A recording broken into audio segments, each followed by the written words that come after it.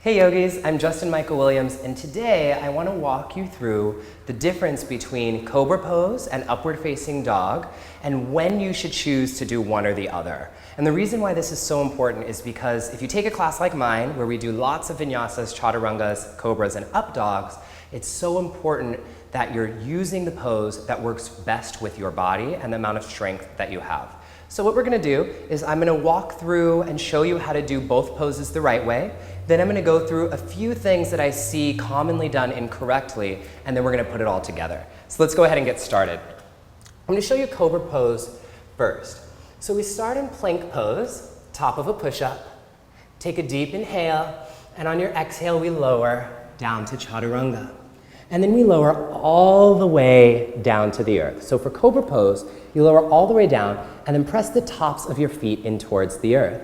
On your inhale, just lift your chest, shoulder blades down the back. We're arching the spine, pressing the tailbone down into the earth and rolling the shoulders away from the ears. So this is your Cobra Pose. From here, we lower down. So let me show you Upward Facing Dog.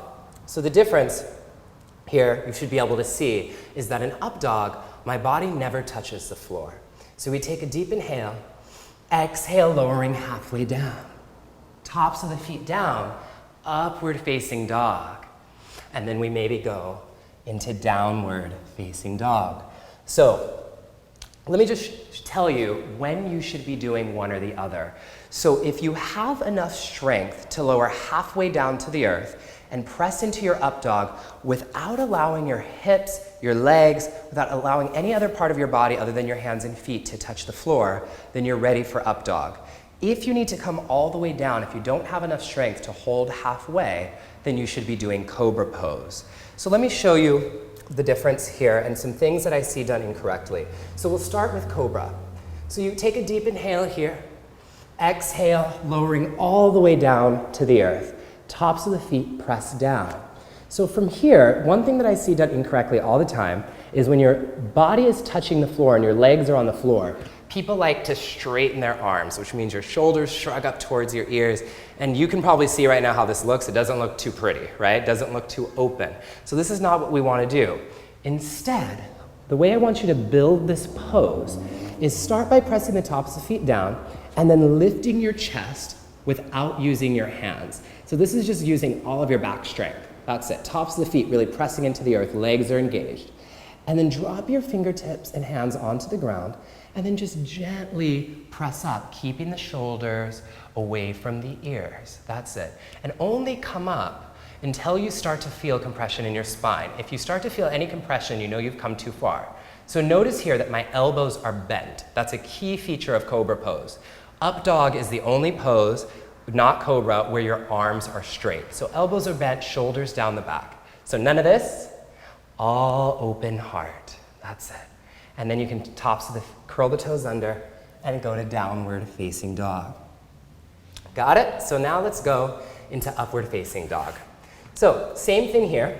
So notice what I just talked about. When I lower halfway down to chaturanga, my legs, my hips, nothing touches the ground. I just pause here, and then I take the tops of the feet down onto the earth. Keep the legs active, they don't touch the floor, and I curl up into my up dog.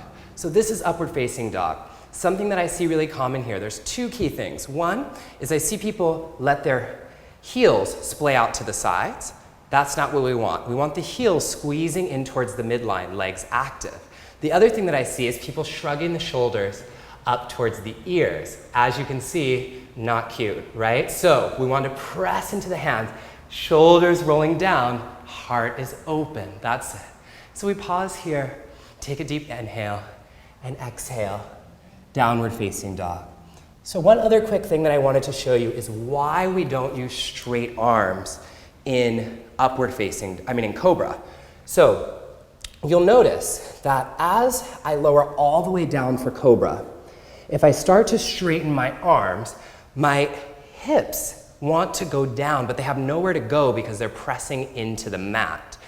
If I'm in Up Dog and I straighten my arms, I have some buoyancy, I have some room. So I don't compress my spine, I'm actually lengthening here because I have some room in the pose. as opposed to having them down, now I'm having compression. So that's kind of part of the reason why you want bent arms in Cobra and straight arms in upward facing dog. So let's put it all together and just show a perfect Cobra and a perfect up dog.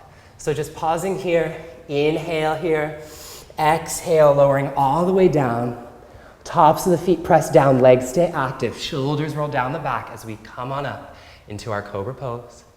Curl the toes under, downward facing dog. And now for up dog, we inhale forward to plank. Exhale, lowering halfway down. Tops of the feet press down. Inhale, upward facing dog. And exhale, downward facing dog. That's it. So go ahead and just use this as a practice to really get some more clarity around whether you should be doing up dog or whether you should be doing Cobra. And really remember this, neither pose is greater than the other. So whichever pose your body is ready for is the perfect pose for you.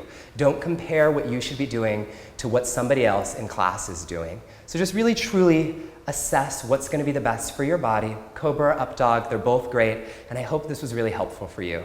Until next time, namaste.